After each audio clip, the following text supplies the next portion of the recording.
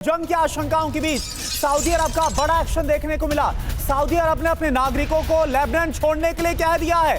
जंग की आशंकाओं के बीच लेबनान छोड़ने की अपील की गई है। लेबनान इजराइल के बीच किसी भी वक्त जंग की शुरुआत हो सकती है और कल हमने आपको दिखाया था कुछ ऐसी अपील अमेरिका समेत कई और देशों की तरफ से भी की गई और अब सऊदी अरब भी बोल रहा है अपने नागरिकों से कि जितना जल्दी हो सके लेबनान को छोड़ दिया जाए, क्योंकि इस बीच सबसे बड़ी खबर यह भी है कि लेबनान पर इजराइल के हमले शुरू हो चुके हैं। आईडीएफ का हिजबुल्लाह के ठिकानों पर वार, जहां बड़ी तस्वीर भी सामने आ चुकी है कि कैसे फाइटर जेट से हिजबुल्लाह पर बॉम्ब गिराए गए हैं। ये देखिए तस्वीर।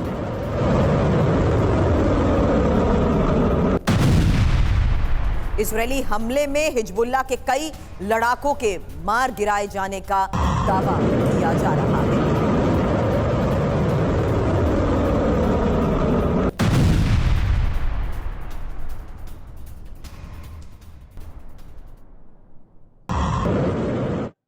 तो इजरायली डिफेंस फोर्स का ऑपरेशन हिजबुल्लाह क्या है यह आपको बताते हैं। इजराइल ने हिजबुल्लाह पर बारूदी हमले किए हैं। जो तस्वीरें भी हम आपको दिखा रहे हैं, हिजबुल्लाह के कई ठिकानों को निशाना बनाया गया है। हिजबुल्लाह के कई ठिकानों पर बम गिराए गए हैं। आईडीएफ के लड़ाकू विमानों ने विनाशक बमबारी की है।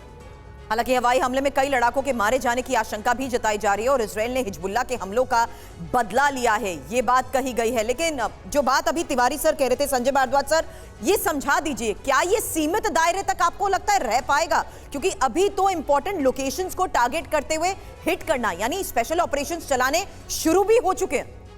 देखिए, खतरा इजराइल खतरा सीधा सीधा हिजबुल्लाह से ले रहा है। और हिजबुल्लाह जिस तरीके से हमास के साथ खड़ा हुआ और इजराइल पे जो अटैक होते रहे हैं, वो निश्चित रूप से इसको नस्ताबूद करना चाहता है, इसको ख़त्म करना, लिमिटेड करना चाहता है। एक पॉलिटिकल यूनिट के रेडिकल यूनिट्स नहीं रहे, क्योंकि 3-4 जो संगठन है, चाहे हूती है, हमास है, हिजबुल्लाह है, IS है, ये सभी वायलेंट नॉन स्टेट एक्टर हैं। ये आतंकी संगठन है, आतंकी गतिविधियों को वो देते हैं। लेकिन आप दूसरी बात, क्यों इजराइल इसके लिए ज़्यादा सतर्क है? इजराइल में भी बहुत बड़ा एक क्राइसिस चल रहा है नेतन्याहू के खिलाफ। जिस तरीके से प्रोटेस्ट हो रहे हैं, तो नेतन्याहू निश्चित रूप से ये क्योंकि इस डिफीट अगर होती है और हिजबुल्लाह मजबूत होता है और हमास मजबूत होता है, तो इजराइल के अस्तित्व पे एक बहुत बड़ा संकट है। तीसरी बात जो मैं कहना चाहता हूं कि जो सबसे इमीडिएट जो इम्पैक्ट पड़ रहा है वो यूरोपियन कंट्रीज पे पड़ रहा है। यूरोपियन कंट्रीज कंसर्न है, क्योंकि उनको तेल का संकट है, उनके पॉलिटिकल पीस का, माइनॉरिटी कम्युनिटीज बहुत बड़ी यूरोप में है,